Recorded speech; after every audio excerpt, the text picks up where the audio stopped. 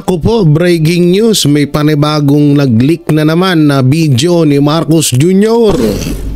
At ito, panibagong taktika sa pangdaraya sa darating na eleksyon, lumabas na. Wala na, nagkakawindangan na sila talaga. Lahat na ata ng pamamaraan ng pandaraya gagawin na. At ito, BP Sara Duterte may matinding banat kay Saldico. Busog ako dun. Kumain kasi ako guys, sarap ng ulam namin. Ano ba? Yung isda. Oo, isda. Hindi tayo nagkakarne ngayon para medyo pumayat-payat naman, no? Para magka-love life na. Hindi tayo nagkaka-love life pag mataba. Oo, kaya kailangan natin medyo magpapayat para magka-juwa na.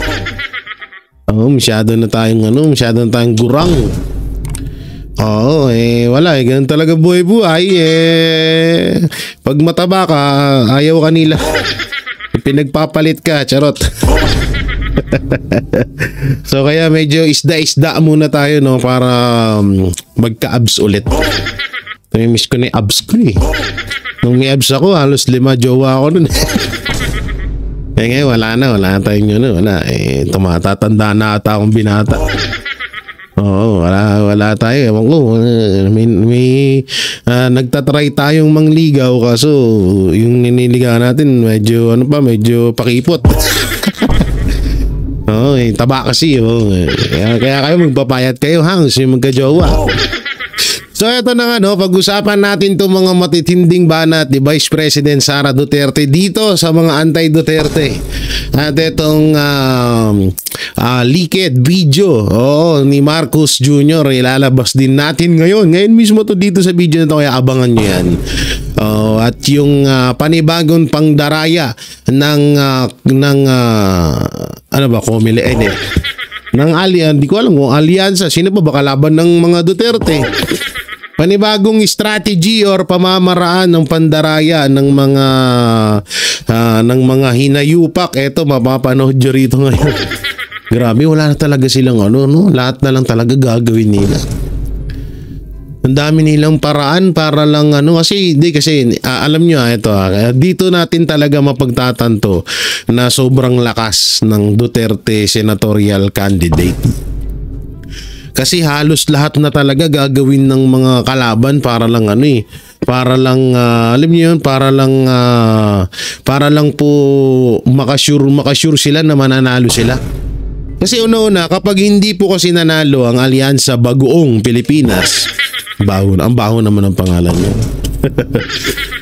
Pag hindi po nanalo sila, malaking kahihiyan po kasi yun una-una kay Marcos. Doon kapag hindi nanalo ang alyansa, doon nila masasabi na mahina na talaga. Alam nyo yung sa totoosin mahina na talaga. Doon pa nga lang sa survey, laglag na. So, yun pa pala, may pag-uusapan tayo doon sa survey na yun. So doon pa lang, di alam nyo mahina na talaga si Marcos sa taong bayan. Kasi una-una, wala ni isang pangako ang natupad. Buti nga kamo ngayon, mainit-init hindi na napag-uusapan yung flood control. Pero tingnan nyo, pag dumating ang tag-ulan, uusbong na naman ng hanapan sa flood control. Hoy, nakakalimutan mo na ata yung issue sa BICAM. Oo. Parang kinakalimutan nyo na issue sa BICAM report Ang daming, ito yung mahirap talaga sa totoo lang. Kaya maraming inilalabas etong etong administrasyon na samut-saring issue mapatungkol sa mga Duterte kasi nga dapat talaga nila, ang plano nila mapagtakpan nila sa BICAM. So hanggang ngayon wala na rin tayong pag-asa doon. Kasi nga siguro magkakaroon ng pag-asa na magkaroon ng hustisya yung about sa BICAM kung tapos na yung termino ni Marcos. Pero ngayon wala talagang wala talagang magiging saysay yan ngayon kasi nga hawak pa nila yung kapangyarihan. Tapos marami pa silang issue na ibinabato para pagtakpan mo yun. So hindi naman totaling nawala, hindi naman totally na natabunan. Medyo natabunan pero hindi nakalimutan. Alam ko po na hindi nakalimutan ng taong bayan yung mapatungkol sa BICAM, PhilHealth, GSIS, SSS, sa lahat ng Maharlikapan, sa Alitagtag Batangas Drug Hall, sa yan yung pinaka sinungaling ni Marcos, yung flood control, 5,500 na flood control. Alam naman natin na hindi ho yan nakalimutan or hindi na naalala. Andyan pa rin po yan, nananatili yan na balang araw sisingilin natin sa kanila yan syempre. Hindi po biro yun sa BICAM 6 trillion po yun. 241 billion po yun, no? Oo. Kaya hindi natin pwedeng palagpasin yun. Pera ho natin yun. Samot-saring pawis na mabaho ang inambag natin doon. Para lang makabuo tayo ng buwis, bayad sa buwis. So, ngayon ang nakikinabang yung mga pesting mga kandidato. So yun nga eto nga marami ho dito kasi eto nga dahil nga ho dito sa halalan na to. Talagang grabe ho, talagang pinatunayan ng Duterte senatorial candidate na talagang nangunguna sila. So bago dito sa video to may isa pa tayong video na ipapanood sa inyo kung ano na naman yung panibagong pangdaraya na na-discover nila. So ito muna, panoorin po muna natin. Sa kabila ng init ng araw at haba ng pila, hindi natinag ang libo-libong Dabawenyo na dumagsa sa campaign rally ng hugpong sa taong lungsod sa Barangay Bago Shiro Gym. Bit-bit ang pag-asa at tiwala. Sama-samang ipinakita ng mga taga-ikatlong distrito ang kanilang buong suporta sa mga kandidatong tumatayo para sa kanilang kinabukasan at sa liderato ni Mayor Baste Duterte. Narito ang ulat ni Jean Domingo.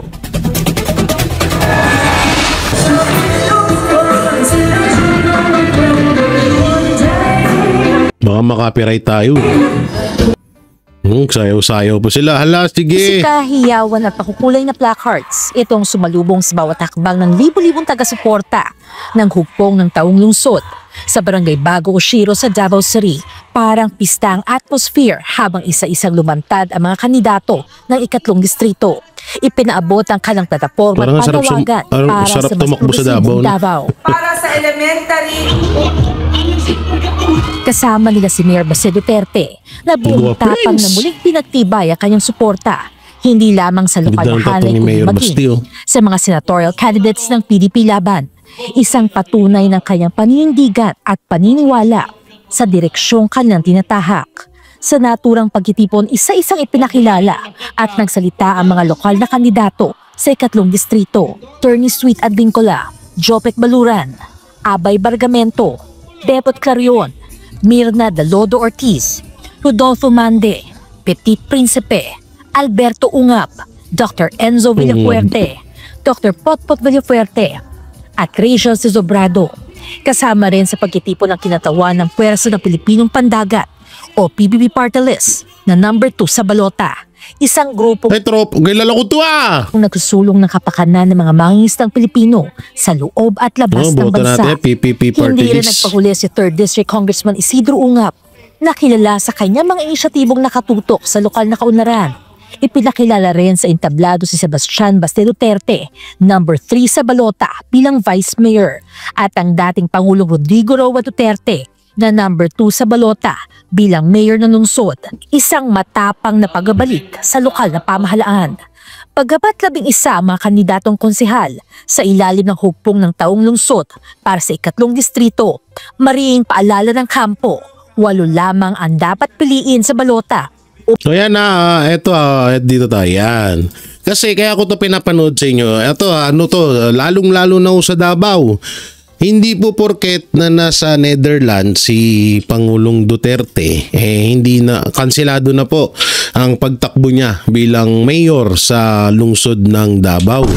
Hindi po yung totoo. Wag po kayo maniwala ho doon Oo, hindi po yung totoo at wag po kayong maniwala doon sa mga ipinapakalat na balita ng mga hinayupak na mga kalaban ng mga Duterte dyan.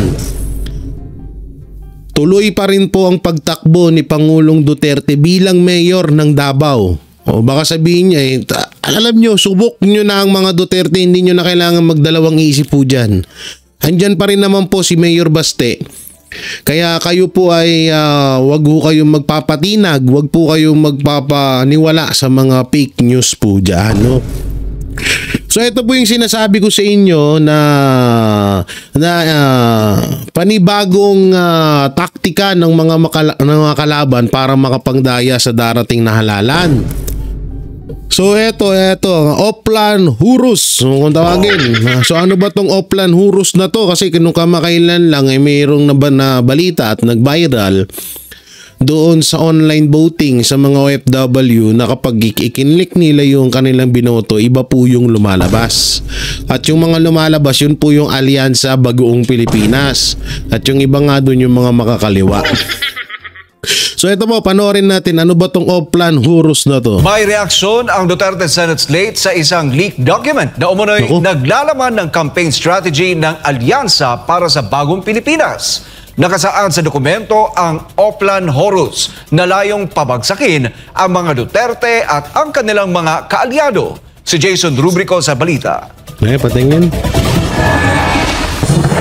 Naglabas ng matitinding pahayag ang ilang personalidad mula sa Duterte matapos lumutang ang isang umano'y leaked document na naglalaman ng Oplan Horus, isang estratehiyang sinasabing layong sirain ang imahe ng mga Duterte at ng kanilang mga kalyado. Sa gitna ng puspusang pangangampanya ng Duterte para sa nalalapit na halalan sa May 12, isang leaked document ang lumabas sa publiko. Ang nasabing dokumento naglalaman ng campaign strategy ng Alyansa para sa Bagong Pilipinas. Batay sa dokumento, may tinatawag na Oplan Horus. Target daw nito ang pamilya Duterte at ang kanilang mga kaalyado, kabilang na si Pastor Apollo C. Quiboloy at ang Kingdom of Jesus Christ. Kabilang din sa estratehiya ang planong impeachment laban kay Vice President Sara Duterte, pati na ang diskwalifikasyon ng mga kandidatong kanyang sinusuportahan, kabilang sina Congressman Paulo Duterte, Senator Christopher Bongo at Senator Ronald Bato de la Rosa. Para kay de la Rosa, hindi na bago ang laman ng dokumento. Kung totoo man aniya o hindi ang nasabing dokumento, matagal na raw itong ginagawa ng administrasyon. Whether it is true or not, baka mag-claim na naman sila na fake news yan, di ba? Whether it is true or not, alam ko naman talaga na that's their plan. Plano nila yan. With or without that Oplan Horus, alam ko na ginagawa naman nila. Napapansin naman natin kung anong kanilang direksyon. So we just have to act accordingly. Para naman kay Attorney Israelito Torion, tagapagsalita ni Pastor Quiboloy, kumpirmasyon lang ang pag-leak ng dokumento sa matagal na nilang hinala. Git niya, planado at sistematiko ang mga hakbang laban sa mga kaalyado ng Duterte. Na-confirm yung mga suspisyon ko na lahat ito planado. Ginagawa siyang monster para lahat tayo magagalit sa kanya na kunyari rapist yan, hindi naman totoo. Kay para kung masira si Pastor Apollo C. Quiboloy, masisira din si Tatay Digong, si BP Sara, at masisira ang taong bayan. Kaya nga po, itong Oplan Horus na ito confirms all our suspicions against this administration. Pero ani Torion, ang mga plano ng administrasyon ay tila bumabalik sa kanila. Ayon sa kanya, politika lang ang punot dulo ng lahat ng ito. Ang number one campaign manager nga natin si Presidente Marcos Kaya kasi yung mga plano niya lahat, no? Parang siya ang ating campaign manager kasi yung plano niya lahat ay nagbumirang. Meron pa daw ngayon, ipapadakip daw si Bongo, si De La Rosa, si Senator De La Rosa, pati na nga si Inday, no? Sana naman naiintindihan ng taong bayan na lahat ng ito against kay Pastor Apollo C. Quiboloy, kina Tatay Digong, kay Inday Sara, pati na rin kina Senator Bato De La Rosa at Bongo ay politika lamang. Yan po ang totoo dyan. Alam nyo, matagal na talaga rin itong ginagawa nila. May mga nagpapasa na ho sa atin nito ng mga netizen na eto nga yung Oplan Horus nga nito. Ang mga laman po nito, kagaya lang po kay Pastor, ang nakalagay doon, Pastor Apollo C. Quiboloy, tumatakbong senador. Papayag ka ba na may isang senador na ganito ganyan na binibintang nila yung rapist, ganon. So ito, nakita ko na to. No, ano to, isa tong lahat po ng nakasulat to dito, puro po against sa mga Duterte. Ni Kesyo, drug lord daw. Meron nga ako nabasa dun, si Pulong, drug lord daw, si Kitty Duterte. Yan, sila Senator Bongo, sila Senator Bato. Basta lahat po dun ng halos na mga may mga paninira ho doon sa dokumento na yun. So yun mga kababayan, alam nyo, gumagawa talaga sila ng strategy para nga talagang kamuhian ng taong bayan etong mga Duterte candidate, lalo na si BP Sara. So doon pa naman, at meron pa nga nakasulat doon na talagang si Vice President Sara Duterte, Bato at Bongo ay parang ipapadakip daw or ipapahuli or isusunod na sa ICC, sa katulad nung ginawa kay Pastor Apollo Sikibuloy at katulad nung ginawa kay Pangulong Duterte, no? So ganun daw yung gagawin. So doon wala pa naman masyadong 100% na kung totoo yun, pero alam naman natin na walang imposible sa kahayupan ang administrasyong Marcos. Lahat ng kahayupan nasa kanila na maaari yan, no? Kami nga din, delikado kami ng mga vlogger. Anytime, pwede kaming ipagurgur niyan. Pwede kami ipatumba kapag ginusto nila, no? So, yun, ang maipapayo ko lang, syempre, dating gawi, wag ho tayo magpapaniwala ho dun. Kasi nga, yan po ay isang alam niyo yung mga ganitong gawain. Kaya nga palagi kong sinasabi sa inyo, talagang sinasakop na tayo ng mga makakaliwa dyan sa gobyerno. Kasi yung mga gawain po ng mga makakaliwa ho yan. Hindi totoo lang, gawain po ng makakaliwa ho yung mga ganyang strategy. Gayong mga paninirang puri na kumakalat sa iba't ibang lungsod ng Pilipinas, probinsya, Visayas, Luzon, tsaka dito sa Mindanao. Talagang lumalaga na po yung mga ganyang impormasyon. Kasi nga, yan po yung taktika nila para masiraan at huwag iboto ng taong bayan yung mga Duterte. Kaso nga lang, late na sila Masyado nang alam ng taong bayan kung gaano kabuti ang mga Duterte, kung ano talaga ang ng mga Duterte. Kano yung cellphone yung nagre-ring? Yung nagre-ring, di ko naman cellphone yun. May na naman siguro. So yung wag ho kayong doon, wag ho kayong magpapaniwala doon na kagaya nga ho niyan yung paninira na ginagawa yan katulad niyan kay Pastor Apollo Sikibuloy na hanggang ngayon nagdurusa yung tao doon sa kasalanan na hindi niya namang ginawa. Katulad na lang ni Pangulong Duterte din na hindi naman deserve nilang dalawa na nasa kulungan sila ngayon. Alam nyo naman po na yan ay paninira lamang. Ang gawin nyo, itapon nyo, isunugin nyo, at una sa lahat, wag nyong paniniwalaan kung ano yung mga nakasulat po dyan. Hindi naman po sa defensive, tama ba? Defensive. Hindi naman ho sa ganun, no? Pero ito kasi ay pamamaraan lamang ng mga anti-Duterte para masiraan nila yung yung Duterte senatorial. So kayo na mga Pilipino, alam nyo naman na yan. So hindi na namin kailangan ulit-ulitin. So tuloy natin itong video. Mariinding kinondena ni Attorney Vic Rodriguez ang aniyay patuloy na political persecution ng administrasyon laban sa mga kaalyado ng Duterte. Binanggit pa niya ang di umano'y pag-gaslight kay Marcos Jr. ng mga sarili nitong tauhan. Nakakalungkot sapagkat ang administrasyong ito ay walang ginawa kundi magpatuloy sa political persecution. At yung memong yun, nabasa ko rin na nakalathala sa pahayagang Manila Times na di umano, ginagaslight din nila yung boss nila, yung amo nila si Bongbong Marcos na kunyari ayaw nilang inaabuso yung kabaitan. Ang nag-aabuso ng ugali ng kanilang amo ay yung mga alyado ni Marcos at hindi yung mga nagpapahayag ng honest dissent o kritiko sa napakaraming maling polisiya ng Marcos administration. Samantala, nanawagan si PDP Laban President Senator Robin Padilla ng maingat na beripikasyon sa umano'y leaked document. Bilang chairman ng Senate Committee on Mass Media and Public Information, bukas din siya sa posibilidad na paimbestigahan ang issue. Bilang ako ang Pangulo ng mass media at public information, pwede kong ipatawag yan. Yun, maganda yun. Ano ba yan? Kailangan malaman natin talaga. Abangan namin yan, ha? At sa Pilipinas kumahal. Senator Robin, abangan namin yung yung hearing na yan, no? Abangan natin yan. Maganda na ipatawag yan, no? Kay para malaman natin kung sino ba ang nagpapasimuno niyan. Alam naman na natin kung sino yan, pero kailangan din natin ng alam yon, yung maliwanagan kung sino talaga yung punot dulo ng issue na yan, no? So yun, ano ba sasabihin ko?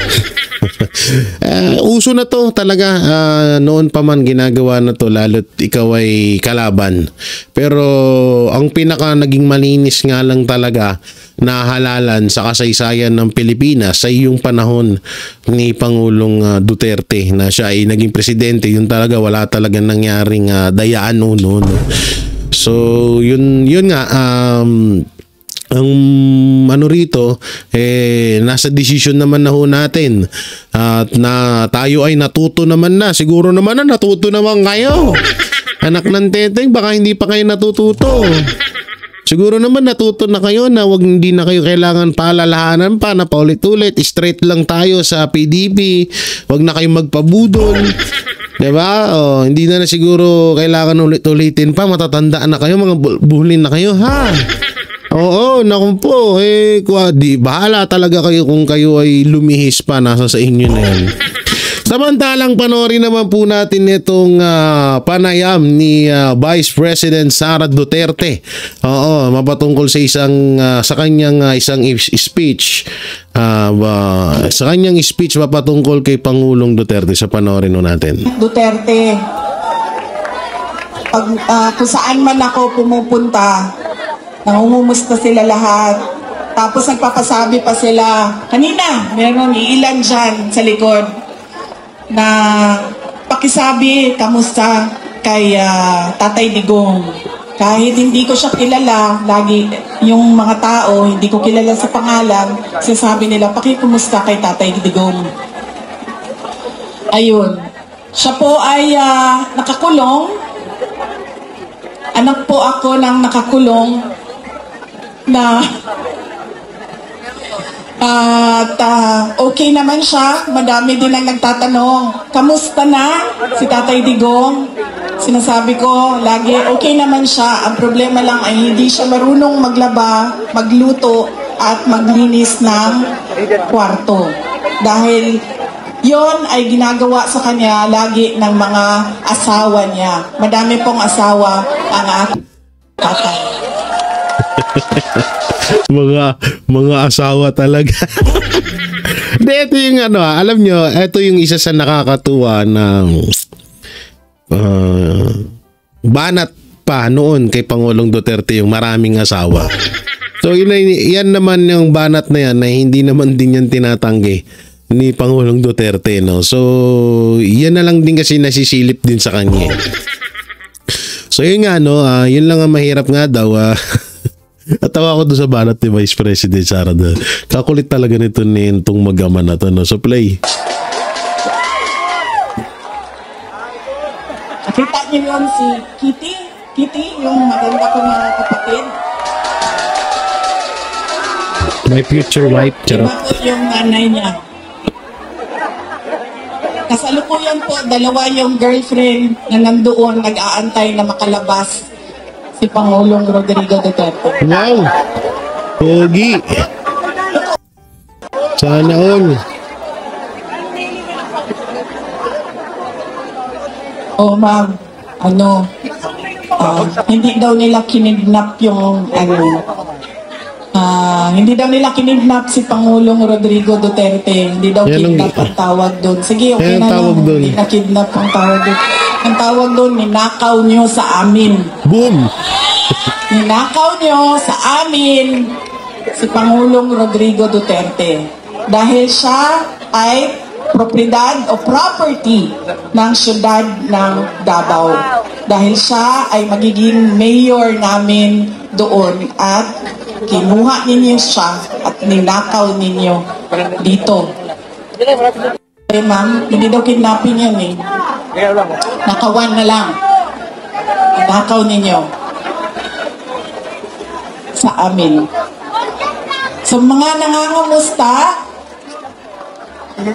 ay meron kaming maliit na video presentation sa inyo.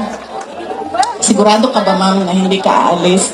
Kaya ako nakakalimot sa mga sasabihin ko kasi nandito ka ma'am. Alam niyo minsan na nga pala yung sinasabihan ni Vice President Sara Duterte, si Amy Marcos po yan. Yung kausap niya sa gilid. Alam niyo minsan nakakahiya na naaawa ako kay Amy Marcos dahil alam mo yun, yung damay kasi talaga siya.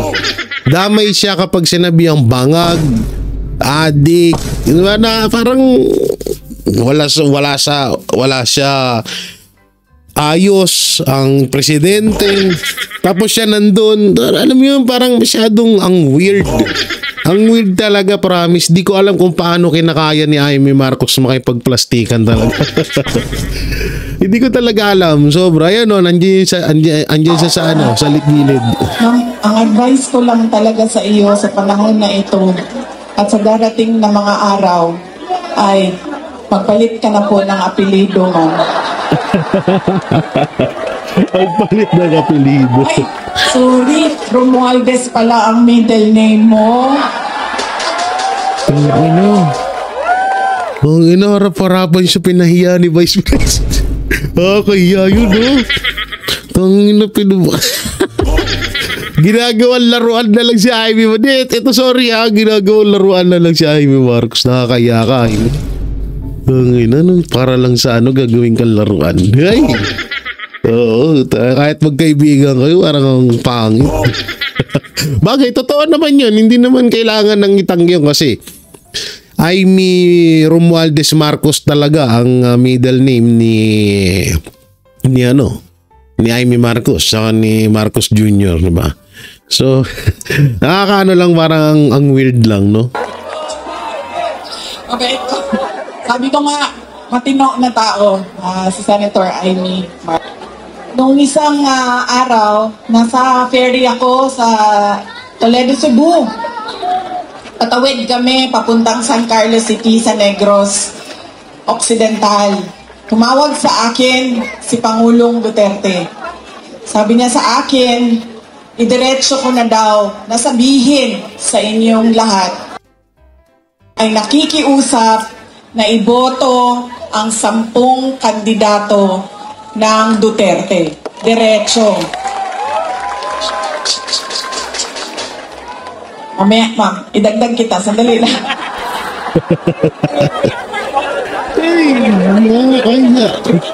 Kaya yung datingan ni Amy dito. Grabe, ang awkward talaga. Grabe. Hindi ikaw ang pinapahirapan ko, ha? Ikaw ang nagpapahirap sa akin ngayong gabi na ito. Hihirapan ako kasi alam mo, magkaibigan tayo. Alam ko kung gaano katino at gaano katalino mo. Kaya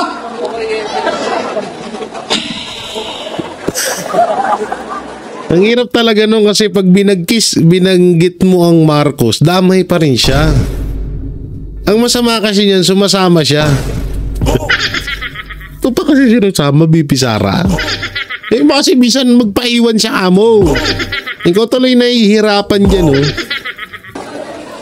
Yes, ma'am. Ay, okay lang, ma'am. Thank you. Thank you, ma'am. Ano kasi ako, ma'am, na parang malunod gani. So, tawag na. Nalisip ako sa hangin, ma'am. Pag may hangin. Nahilo. Tumawag siya sa akin at sabi niya, idiretsuhin ko na daw tayo. Iboto diretso ang 10 senators ng Duterte. Si Senator Bato de la Rosa, Senator Bongo, Senator Jimmy Bondo, Senator Vic Rodriguez, Senator J.B. Hindlo, Senator Raul Lambino, Senator Philip Salvador, Senator Rodante Marcoleta, Senator Pastor Kibuloy, at Senator Richard Mata. 10 yun, no? Yes, okay. Bakit kailangan natin diretso 10 ang iboto? At hindi lumihis doon sa sample ballot ng 10 ranking. Kaya kailangan diretso 10 Duterte. At ang susunod na rason ay noong ako ay tumakbo noong 2022. Ang plataforma namin ay pagkakaisa at pagtutuloy ng nasimulan ni Pangulong Duterte. Pagtutuloy ng pagbabago. Unity at continuity. Hindi nangyari ang unity at continuity. Ang nangyari ay puro na lang benggahan sa politika. At wala nang nangyari sa bayan. Puro na lang bigay ng pera na hindi naman nakikita kung totoo ba talaga na yung buong budget ay ibinigay sa mga kababayan natin. Dahil minsan sinasabi ninyo 3,000, minsan 1,000. So hindi natin alam dahil walang listahan ang pagbigay ng pera. Bakit kailangan diretso ang boto sa 10 senador? Yan, makinig kayo. Mahirap habulin ang dayaan, kaya kailangan boto ninyo diretso. At kailangan ng continuity at unity. Dahil silang 10 ay naiintindihan nila kung ano ang pagtutuloy sa nasimulan ni Pangulong Rodrigo Duterte. Yun. Tayo ay may karapatan na bumoto ng 12 senador. 10 lang ang senador ng Duterte. Kaya nandito si Senator hindi ko na itutuloy dyan. Sorry Vice President, doon muna ako sa sinabi mo na ano. Hindi kasi gano'n naman talaga. Naikwento na rin sa amin to ni Pangulong Duterte. At naikwento na rin to paulit-ulit ni Vice President Sara Duterte at nasabi niya na rin naman. So yun naman din talaga. Kaya nila napapayag talaga si Vice President Sara Duterte na makipag-tandem kay Marcos Jr. dahil may pangako si Marcos Jr. at itong si Amy Marcos na ipagpapatuloy yung kung ano yung nasimulan ni Pangulong Duterte. At yun nga, yung Build Project, yung paglaban sa droga, at kung ano-ano pang mga pagbabago na tuloy-tuloy na pagbabago na nais ni Pangulong Duterte na dapat ay yun dapat ang kanilang napag-usapan at yun naman talaga yung dapat nilang gawin. So ngayon, eto nga ho, hindi nga ho natuloy yun. Napakalayo po na nangyaring usapan sa plano, napakalayo po no. Sobrang layo ng usapan na yun, sobrang layo ng napagkasunduan. Yun nga lang, wala talagang kasulatan ho yun or hindi nagkaroon ng pirmahan. Yun ay isang makataong usapan lamang, no, tao sa tao. Kaso hindi tao yung kausap. Demonyo pala. So yun na nga, no, doon nagsimula lahat yun. At kaya eto, napakahalaga po nitong sinabi ni Pangulo, future President Sara Duterte na i-straight po natin ang 10 Duterte senatorial candidate. No, kasi yan po ay talagang alam, naiintindihan nila at alam nila kung ano yung mga kakulangan na hinahanap ng mga Pilipino sa Administrasyong Marcos na naibigay ni Pangulong Duterte noong siya ay presidente ng Pilipinas. So siyang 10 Duterte senatorial candidate na yan Alam nila at yang mga yan salang-sala na po yan ni Pangulong Duterte.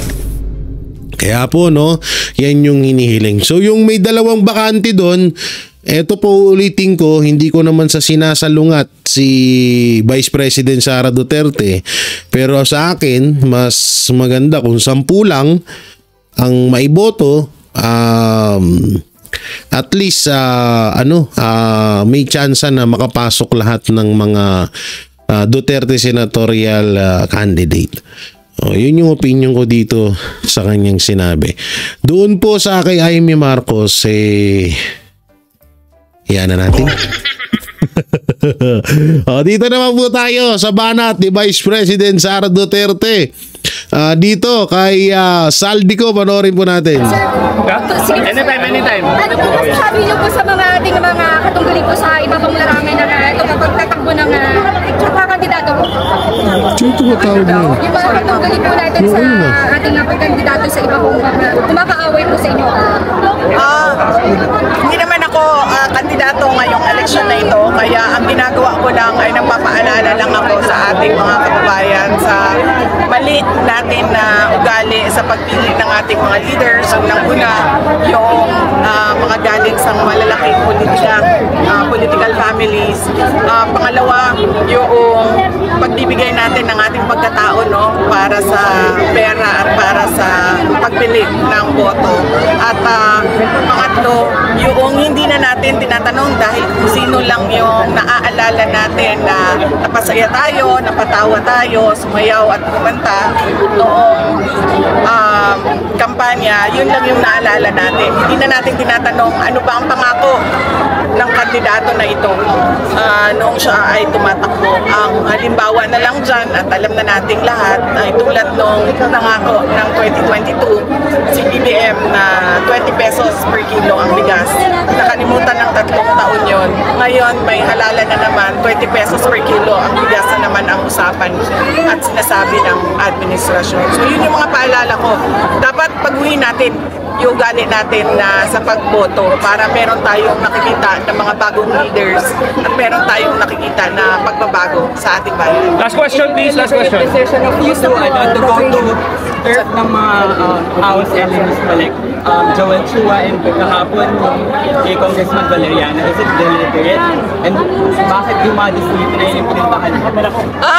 Dahil inimbita ako ni Mayor Isko Moreno Dumagoso dito. Kaya nagpapasalamat din ako sa grupo nila kay Mayor Isko dahil pinahiram nila ako ng stage at microphone at kuryente, ilaw para mapaabot ko yung mensahe ko sa taong bayan. Thank you. Kumusta po preparations for the Kumusta po? Putang ina! Kahit si Vice President Sara Duterte hindi marinig. Tayo na, kung mag-interview kayo kayo maingay, sabay-sabay kayo mga yudipunggol kayo. Putang inang yan. Ang ingay, binarinig ba kayo? Ang hirap pakinggan ang sakit sa tenga, buwisit na to. Yung preparations natin namin sa impeachment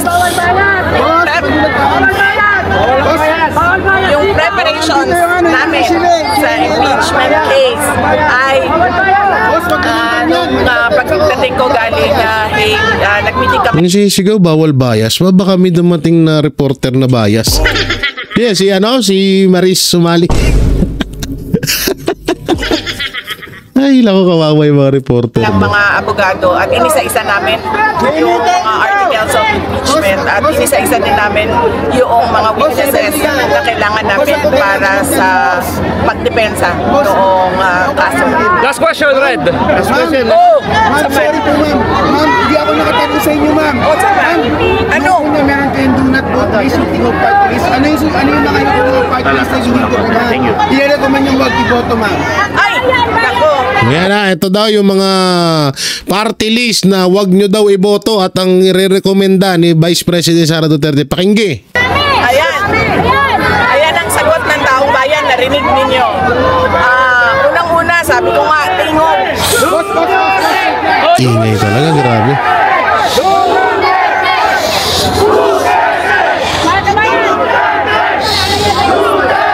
Sabi ko nga, tingong party list, pagmamayari yan ni Martin Romualdez. At hindi niya madidina yan dahil sinabi niya yan paulit-ulit sa maraming tao. At yung first nominee ay asawa niya. Ako, Bicol, party list. Pagmamayari yan ng congressman na contractor ng mga... Congressman na contractor pa? Aba, lupit ah. At nabanggit nyo, narinig nyo, binanggit ng bayan kanina, yung mga makabayan na party list tulad ng Bayan Muna, Gabriela, ACT Teachers at Kabataan party list.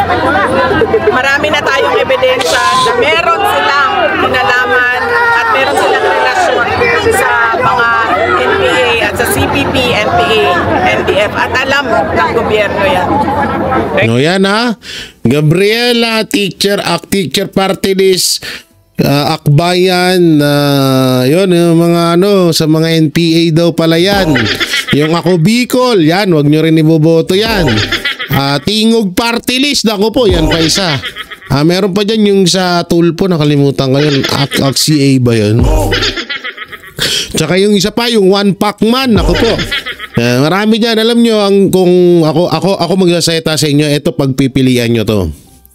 PPP party list, Bisaya Gyud ni Greco Belica, Ipano party list nila Doc Lorraine Badoy at Eric. Meron pa isa PDP, meron din party list ang PDP. Duterte Youth party list, meron din. Basta mamili ho kayo doon. Wag lang ho yung mga nabanggit ni Vice President Sara Duterte at siya mismo sinasabihan niya na ho kayo na wag nyong iboto yung mga kupal na yun. Kupal. Ay, lako. So, ito na nga.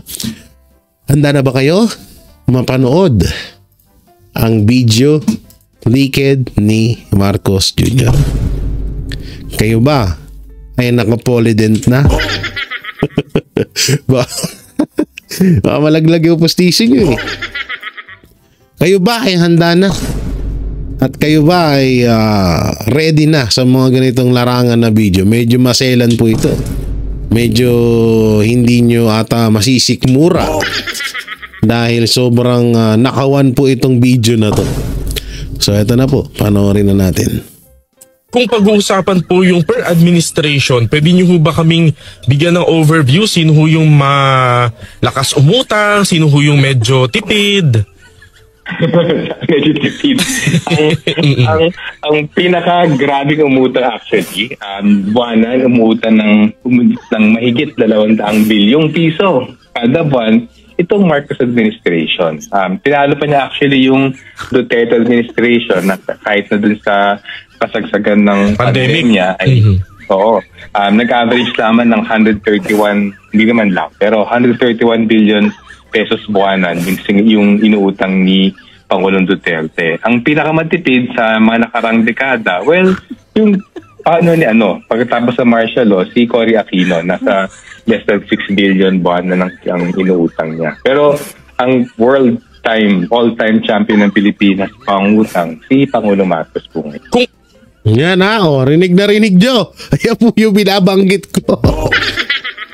Yan po yung binabanggit ko na leaked video. Kung sino ang grabe umutang or pinaka-corrupt na presidente sa kasaysayan ng Pilipinas. Ito, tingnan nyo. Pansinin nyo maigi. Pangulong Duterte, 4.45 trillion in 6 years. So 6 years po isang termino niya yun sa pagiging presidente. Samantalang ang partida, may pandemya pa hong nangyari noon. May pandemya na nangyari, may buong Pilipinas, hindi lang isang lungsod. Hindi lang Maynila, kundi buong Pilipinas po, ang nangyari yung trahedyang yun, Samantalang kay Bongbong Marcos, makikita ho natin na mayroong pong 4.65 trillion in 3 years. Biruin niyo po yan Wala ho nangyaring pandemya dito. Pero merong 3 years na utang. Merong 4.65 trillion na utang sa loob ng 3 years. Samantalang kay Pangulong Duterte 6 years, magkano lang? Nagkaroon pa ng pandemya. O ngayon, sabihin nyo sa amin, anti-clear, kung sino ang mas corrupt sa inyong dalawa. Dito sa dalawa. Eto, may build project. Marami tayong ebidensya niyan. Eto, nagkaroon pa ng pandemya sa Pilipinas. Kaya siya nagkautang. Paano kung wala pa? Di magkano lang na utang ni Pangulong Duterte noon? Eto, malupit 3 years pa lang, may 4.65 trillion na. Wala namang build project. Kawawa tayo dyan. Baka sabihin nyo, fake news na naman kami. Balita po yan. Eto, sisihin nyo itong istasyon na to. Pobreng Pobreng OFWPH. Yan po ang sisihin nyo yung palabas na yan. Ako'y nag-reaction lamang. At ito po ay hindi fake news dahil nakabook naman po yan. Nakamarka naman po yung mga inutang ng mga presidente. Nakatalata namun po yan. So hindi matatawag na fake news yan. Tingnan nyo dito, obvious na obvious talaga kung gaano ang nakawan sa gobyerno natin. Malamang sa malamang pag natapos etong termino ni Marcos Jr., tangina kawawa Pilipinas, baon na baon po tayo sa utang. Kaya kailangan talaga Duterte or may bahid ng pagka-Duterte ang umupo or mamuno sa Pilipinas. Marami tayong pagpipilian. Nandyan siyempre, ang Duterte family, nandiyan si Mayor Baste, BP Sara, Pulong Duterte. Andyan din si Pastor Apollo Sikibuloy. Andyan din si Bongo, na pwede talagang maging leader sa bansang Pilipinas. Andyan din si Isko Moreno. Talagang alam nyo, talagang nakakatakot to habang patagal ang pagiging presidente ni Bongbong Marcos sa Pilipinas. Sobra pong naghihirap ang Pilipinas at maghihirap pa. Pero nyo, 3 years pa lang yan. May 3 years pang natitira. So na? Yan ang nakakatakot yan. Yan ang ano ba to? Wala na yan. No? So yun grabe Remo 3 years. Tinalo siya nung 6 years. Yung 6 years, ang utang 4.4 trillion lang. Nagkaroon pa ng pandemya sa buong Pilipinas. Hindi po biro yun Kauna-unahan po yun sa kasaysayan ng Pilipinas na nagkaroon ng trahedya sa Pilipinas sa buong Pilipinas. Kadalasan kasi katunyan, may bagyo doon. Dito wala. Dito may bagyo. Dito wala. Diba? So hindi nararanasan ng buong Pilipinas. Pero yung pandemya, buong Pilipinas po at buong mundo naranasan po yun. At sobrang hirap po nung mga sitwasyon na yun. Kaya bilib at saludo ako kay Pangulong Duterte dahil buti na lang siya yung presidente natin nung mga panahon na yun. Dahil kung si Marcos ang presidente nung mga panahon na yun, sasabihin niya, anong gagawin natin? Ang gagawin natin? Kung tayo na presidente ka, wala kang alam na hayop ka. So yan mga Banateros, mga kabiyaya, anong makukomento nyo sa mga napag-usapan natin doon sa Banat Vice President Sara Duterte kay Saldico, doon sa panibagong panirang puri na naman para sa alyansa ng Duterte Senatorial Candidate, at doon na naman sa panibagong video na nag-leak na mapatungkol kay Marcos Jr. Comment nyo lang po dyan sa baba. Siyempre, don't forget to like, share, comment, and subscribe sa ating YouTube channel. Pipindot na lang din po yung bell button para lagi kayong updated sa ating mga video araw-araw. Pakidamay na rin po yung super thanks at ang ating join button dyan. At ayun, mega love shoutout sa lahat ng OFW hero abroad saan man panig ng mundo, sa ating mga mahal na senior citizen at sa patuloy na sumusubaybay kay Jay Gibara sa buong Banateros Brothers at SMNI News. So maraming salamat. Ingat po kayo palagi. God bless and peace and bye-bye.